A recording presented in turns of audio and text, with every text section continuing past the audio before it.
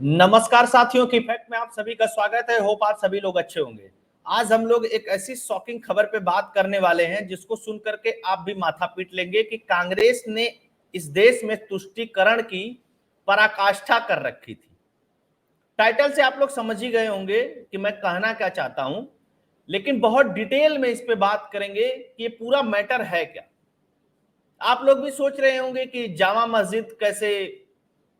मस्जिद पे सरकार कैसे नोटिस भेज सकती है, या इस तरह की बहुत सारी बातें। बार बार इस देश में कहा जाता है कि देश संविधान से चलेगा, लेकिन बहुत सारे ऐसे लोग हैं जो इस देश के संविधान को नहीं मानते हैं, इस देश की अदालतों को भी नहीं मानते हैं, इस देश के कायदे कानून और नियमों को भी नहीं मानते। उसी तरीके का एक मामला यह भी है। आप लोगों ने सुन रखा होगा कि वक्फ बोर्ड की कैसी कैसी कलाकारियां हैं इस देश में। वक्फ बोर्ड किसी भी जमीन को अपनी जमीन घोषित कर देता है, उसके बाद आप जाइए वक्फ बोर्ड के पास, पेश होइए, वक्फ बोर्ड पे अपने कागज लेकर के जाइए, वक्फ बोर्ड से एनओसी लीजिए, तब वो जमीन आपकी होगी। तमाम तरीके की बातें आप लोग लगातार सुन रहे होंगे। और वक्फ बोर्ड के केसेस को लेकर के, वक्फ बोर्ड के डिस्प्यूट को लेकर के बहुत सारे केसेस भारत की अदालतों में चल रहे हैं, हाई कोर्ट से लेकर के सुप्रीम कोर्ट तक, और बहुत सारे उसमें जजमेंट भी आ रहे हैं, और बहुत सारे जजमेंट ऐसे भी हैं जो लैंडमार्क जजमेंट है। एक जजमेंट और आया है दिल्ली हाई कोर्ट का। दिल्ली के अंदर 123 संपत्तियां जो सरकारी संपत्ति थी, मनमोहन सिंह ने 2014 में जाते जाते उन संपत्तियों को वक्फ बोर्ड को दान कर दिया। अच्छा, जाते जाते से एक बात समझिएगा कि जिस समय मनमोहन सिंह ने 123 प्राइम प्रॉपर्टी को वक्फ बोर्ड को दान किया, उस समय देश में चुनाव आचार संहिता लग चुकी थी। सोचिएगा, मतलब इनको, ये चुनाव आयोग और डेमोक्रेसी की बात करते हैं ना, कुछ लेफ्ट लिबरल चाइनीज टाइप के पत्रकार हैं जो बताते हैं कि अरे मोदी साहब तो अब चुनाव आयोग को कंट्रोल करेंगे, अब तो ये कर दिया, सुप्रीम कोर्ट का फैसला बदल दिया। उनको जानकारी के लिए बता दूं, मनमोहन सिंह की सरकार ने सोनिया गांधी के कहने पे इमाम बुखारी के धमकी के बाद आचार संहिता लगी हुई थी, उस समय 123 संपत्तियां वक्फ बोर्ड को दान कर दी। अच्छा, मनमोहन सरकार ने दान क्यों की? क्योंकि ये संपत्तियां सरकारी थी। अच्छा, ये संपत्तियां सरकारी कैसे थी, इसके बारे में भी बताऊंगा आप लोगों को। दोस्तों, ये कहानी शुरू होती है 1911 में। 1911 से पहले भारत की जो राजधानी थी वो कलकत्ता हुआ करती थी। 1911 में अंग्रेज भारत की राजधानी दिल्ली लेकर के आते हैं। जब दिल्ली लेकर के आते हैं तो अंग्रेजों को जगह चाहिए था, नई नई बिल्डिंग्स बनानी थी, तो उन्होंने जो प्राइम दिल्ली है आज की डेट में, हौज खास, धौला कुआं, इस तरीके के जो एरिया हैं, जहां आज संसद भवन है, जहां आज बहुत सारे बड़े बड़े ऑफिसेज हैं, ब्यूरोक्रेसी रहती है, इन सारे एरिया की जितनी भी लैंड, बिल्डिंग्स, जो कुछ चीज थी, सबका अधिग्रहण कर लिया, और जिनकी जिनकी जो जो लैंड थी या प्रॉपर्टी थी, उनका मुआवजा देकर के वहां से हटा दिया। वही 123 संपत्तियां ये हैं जिसमें दिल्ली की जामा मस्जिद भी है, बहुत सारे अन्य प्रॉपर्टियां भी हैं जो प्राइम प्रॉपर्टी हैं, प्राइम लोकेशन पे हैं। अब जब आप एक बार मुआवजा 1911 में पा गए, सारी चीजें हो गई, तो फिर ये आपकी कैसे हुआ? क्या दोस्तों कि 1911 में सब कुछ हुआ, कुछ हटे, कुछ कब्जाधारी रहे, और 1947 आते आते देश आजाद हो गया। देश जब आजाद हो गया तो बहुत सारे मुस्लिम्स पाकिस्तान चले गए दिल्ली से ही, लेकिन बहुत सारे रह गए। उन्होंने क्या किया कि इन प्रॉपर्टियों पे कब्जा कर लिया, फिर से कब्जा कर लिया। तो मुकदमा चला 1974 में पहली बार कि भाई ये सरकार की संपत्ति है, तो ये लोग कैसे इस पे कब्जा करके बैठे हुए हैं। 1974 में मुकदमा शुरू हुआ। मुकदमा, इंदिरा गांधी की सरकार थी, मुकदमा अदालतों में कितने तेजी से चलता, वो भी जमीन का और घर का या किसी किसी प्रॉपर्टी का मुकदमा, इसके बारे में मुझे बहुत बताने की जरूरत नहीं है। अच्छा, ये मुकदमा चलता रहा चलता रहा चलता रहा, इसका कोई हल नहीं निकला। अब आ गया 2014। 2014 में कांग्रेस को चाहिए था वोट। जामा मस्जिद के इमाम बुखारी गए और बोले कि देखो वोट चाहिए, तो ये जो 123 संपत्तियां हैं जिनका अदालत में मुकदमा चल रहा है, भारत की कोर्टों में मुकदमा चल रहा है, ये संपत्तियां भारत सरकार की है, और भारत सरकार ने मुकदमा कर रखा है। तो एक काम करिए आप कि पहले ये संपत्ति तो वक्फ बोर्ड को दान कर दीजिए। तुरंत सोनिया गांधी के आदेश पे मनमोहन सिंह ने तुरंत इसको ऑर्डर कर दिया। अच्छा, ऑर्डर तो कर दिया, चुनाव आचार संहिता लगी थी, विश्व हिंदू परिषद दिल्ली हाई कोर्ट चली गई। विश्व हिंदू परिषद दिल्ली हाई कोर्ट गई कि भाई साहब जब आचार संहिता लगी हुई है तो कोई सरकार कैसे किसी चीज को दान दे सकती है। अच्छा, कांग्रेस ने भी मुसलमानों के साथ गेम खेला था। ये बहुत होते हैं ना, भाजपा को हराने के लिए मुसलमान बार बार कहते हैं कि वोट दे दो, किसी को वोट दे दो, भाजपा को मत देना, भाजपा को हरा दो, भाजपा को हरा दो। लेकिन मनमोहन सिंह ये काम आचार संहिता से पहले भी कर सकते थे, या कांग्रेस की दूसरी सरकार भी कर सकती थी। दोनों तरीके से इस चीज को समझने की कोशिश करिएगा, मैं दोनों इंटरप्रिटेशन कर रहा हूं इस पे। अच्छा जी साहब, उसके बाद दिल्ली हाईकोर्ट ने 4 नोटिस भेजा वक्फ बोर्ड को कि आइए अपने डॉक्यूमेंट दिखाइए और क्लियरिफिकेशन दीजिए। वक्फ बोर्ड हाईकोर्ट, दिल्ली हाईकोर्ट में अपेयर ही नहीं हुआ, नोटिस का जवाब ही नहीं दिया, मामला चलता रहा। फिर उसके बाद दिल्ली हाईकोर्ट ने सरकार को आदेश दिया कि यह संपत्ति आपकी है, आप इस पे नोटिस दीजिए, सर्वेक्षण कीजिए और कब्जा लीजिए। सिंपल सी चीज, और कोई थ्योरी नहीं। अब मोदी सरकार ने उन 123 संपत्तियों पे अपना नोटिस चिपका दिया है और बोला है कि हम इसका निरीक्षण करने आ रहे हैं। निरीक्षण चल भी रहा है, बहुत सारी संपत्तियों का निरीक्षण किया भी है, लगभग 2-2.5 महीने से चल रहा है। अब 2-3 दिन पहले जामा मस्जिद के निरीक्षण का भी नोटिस चिपका दिया गया। उसके बाद इमाम बुखारी आप देख ही रहे हैं, कह रहे हैं कि मोदी सरकार मुसलमानों के लिए कुछ नहीं कर रही है। लेकिन एक मसला और भी उठा हुआ है, आगरा के जामा मस्जिद का। तो ये आगरा का जामा मस्जिद नहीं है, दिल्ली के जामा मस्जिद का मामला है, जिसको मैं बता रहा हूं। कुछ चीजें देखिएगा आप और समझने की कोशिश करिएगा कि भाई वोट के लिए धर्म की राजनीति और किस तरीके से तुष्टीकरण की राजनीति कांग्रेस करती रही है इस देश में। शुक्रवार की बात है, शुक्रवार की शाम को मस्जिद की दीवार पर चिपकाए गए एक नोटिस में संपत्ति के कब्जेदार को निरीक्षण के दौरान तैयारी बनाए रखने और अपने दावे को साबित करने के लिए दस्तावेज मानचित्र जमा करने का निर्देश दिया गया है कि ये आपका है तो आप नक्शा जमा करिए और अपना दस्तावेज जमा करिए कि ये कैसे वक्फ की संपत्ति है। अच्छा, वक्फ बोर्ड की 123 प्रॉपर्टी वापस लेगी मोदी सरकार, दिल्ली की जामा मस्जिद को नोटिस, मनमोहन सरकार के समय में किया था दान। अच्छा, अब ये बताइए कि अगर ये वक्फ की संपत्ति थी तो मनमोहन सिंह दान करने वाले कौन थे? पहली बात। और सरकारी संपत्ति थी तो वक्फ को मनमोहन सिंह ने दान क्यों किया? ये सब प्राइम लोकेशन पे प्रॉपर्टीज है, कोई भी दिल्ली के आउटर में नहीं है, सब दिल्ली के मेन, मतलब आप समझ लीजिए कि करोड़ों करोड़ों अरबों अरबों की संपत्तियां हैं। मनमोहन सिंह ने दान कर दी। ठीक है, वोट चाहिए हमको, क्या फर्क पड़ता है, लो ले जाओ, कोई मतलब नहीं। और वो भी कब? आचार संहिता। चुनाव आयोग ने भी इस पे अपना पक्ष रखा। चुनाव आयोग ने तब भी कहा था कि ये गलत है, आप ऐसा नहीं कर सकते हैं। तब कांग्रेसी कुछ नहीं बोलेंगे।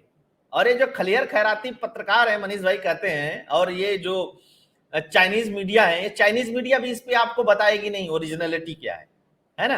ये तो बता देंगे कि दिल्ली हाईकोर्ट जो है वो तो भाई साहब है ना, राहुल गांधी को सजा हुई तो क्या कहा, अरे मोदी साहब ने फंसा दिया। साहब कहने में क्या है, चमड़े की जबान है, कुछ भी बोलिए, किसी को भी धमकी दे दीजिए, किसी को भी कुछ कह दीजिए, किसी को भी कुछ सुन लीजिए, लेकिन सच्चाई पे बात मत करिए, जो सच्ची चीजें हैं। बता दें कि सभी संपत्तियां कांग्रेस सरकार के दौरान दिल्ली वक्फ बोर्ड को दी गई थी। इन संपत्तियों को दिल्ली वक्फ बोर्ड को देने के लिए विश्व हिंदू परिषद ने देने को लेकर के दिल्ली हाईकोर्ट में चुनौती दी थी। अगस्त 2014 में हाईकोर्ट के आदेश का पालन करते हुए मंत्रालय ने हाईकोर्ट के पूर्व जस्टिस एसपी गर्ग की अध्यक्षता में 2 सदस्यीय समिति का गठन किया। अच्छा, ऐसे ही नहीं हुआ, इस पे 2 रिटायर्ड जस्टिस ने जांच की। इन संपत्तियों के दिल्ली वक्फ बोर्ड के सभी हितधारकों और प्रभावित पक्ष को सुनने के बाद, अच्छा नहीं है, कैसे कर दिया, एक तो नोटिस का लोग जवाब नहीं दिए। फिर 2 सदस्यीय कमेटी गठित की गई, 2 सदस्यीय कमेटी गठित की, ये सबके यहां गई, सबसे मिली, सबके दस्तावेज चेक किए, सारे बात सुनने के बाद इन संपत्तियों को अपने नियंत्रण में लेने की सिफारिश की थी। इस सिफारिश पर अमल करते हुए केंद्र सरकार ने इन संपत्तियों को अपने अधिकार में लेने का निर्णय किया है। अच्छा, एक चीज और बताइए, कोई संपत्ति वक्फ की संपत्ति है और उसमें कोई भी इमाम है, चाहे मुअज्जिज है, उसको वो कौन है? वक्फ बोर्ड की तरफ से नियुक्त कर्मचारी है। लेकिन एक खेल और है जामा मस्जिद के साथ, उस खेल को भी समझने की जरूरत है। दिल्ली के जामा मस्जिद के जो शाही इमाम है, इमाम बुखारी, वो अपने बड़े बेटे को अगला शाही इमाम नियुक्त कर चुके हैं। भाई एक एम्प्लॉय कैसे अपने बेटे को किसी जगह पे एम्प्लॉय रख सकता है? ये कहां है? ये वक्फ के किस नियम में है अगर ये वक्फ बोर्ड की संपत्ति है तो?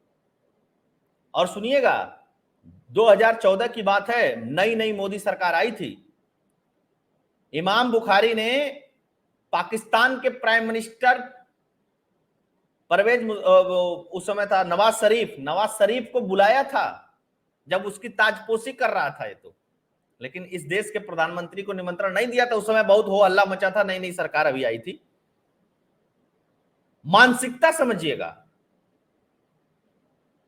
किस तरीके की है और किस तरीके की चीजें। अच्छा, इमाम बुखारी की एक और चीज बता दें, जिसकी सरकार रहती है उसी से सटा रहता है ये व्यक्ति, सिर्फ इसलिए कि मुझे जामा मस्जिद से न हटाया जाए।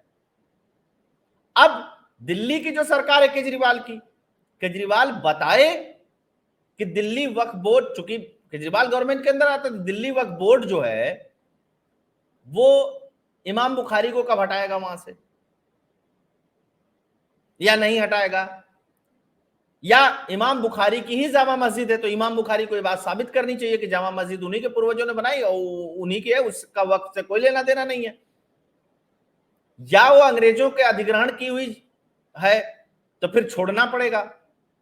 बहुत तरीके के इसमें दाव और पेच है। मैं चीज इसलिए दिखा रहा हूं कि हालांकि वो बात ठीक है कि जामा मस्जिद को मुगल सम्राट शाहजहां ने बनवाया था, ये था वो था, बहुत सारी चीजें थी, मैं उस पर नहीं जाना चाहता, लेकिन जो कानूनी पहलू हैं उसको समझने की कोशिश करिए।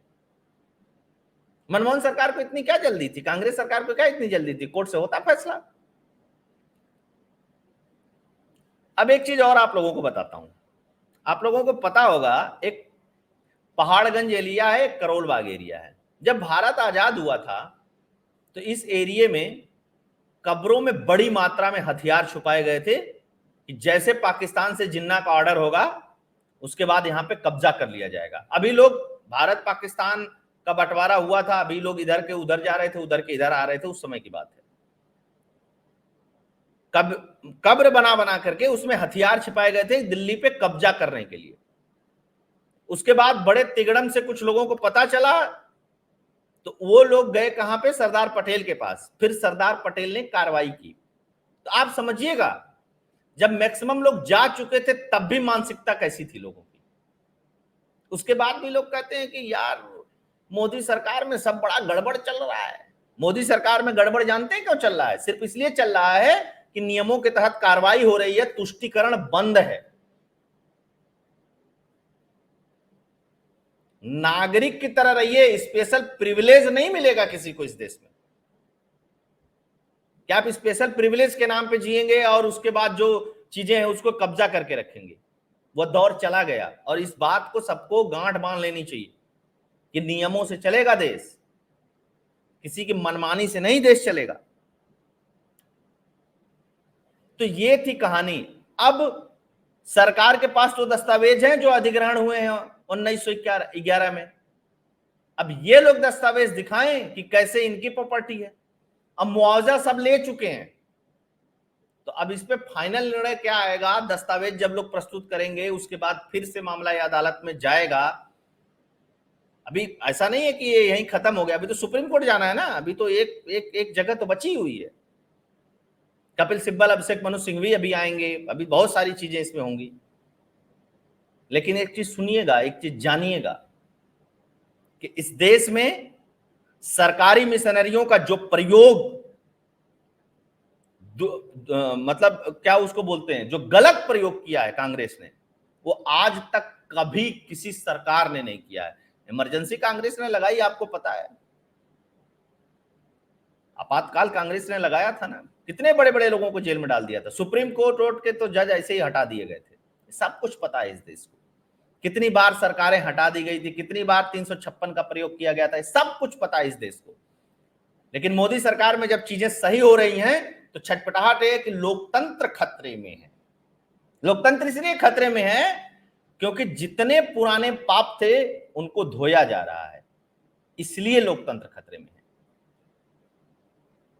नियमों से नहीं चलेगा देश, नियमों के विपरीत चलेगा, मनमानी से चलेगा, जबरदस्ती से चलेगा। उत्तर प्रदेश में का रहने वाला हूं, योगी बाबा ने बता दिया कि नियमों से कैसे चलता है प्रदेश, और जितनी स्थिति खराब थी कितनी सुधर गई, कैसे कितनी अच्छी लॉ एंड ऑर्डर की व्यवस्था हो गई, यहां पे संगठित अपराध खत्म हो गया। तो ठान लेती है जब सरकार ने, तो कुछ भी चीजें सही कर लेती है। तो होप दोस्तों ये वीडियो आप लोगों को पसंद आया होगा। पसंद आया होगा तो इस वीडियो को शेयर करिएगा, चैनल को लाइक करिएगा, सब्सक्राइब करिएगा। अगर मेरे वीडियो पसंद आते हैं, चैनल पसंद आता है, तो आप चैनल के लिए कंट्रीब्यूट भी कर सकते हैं। फोन पे पेटीएम का नंबर स्क्रीन पे दिया हुआ है। बहुत बहुत धन्यवाद। जय हिंद, जय भारत, जय श्री राम।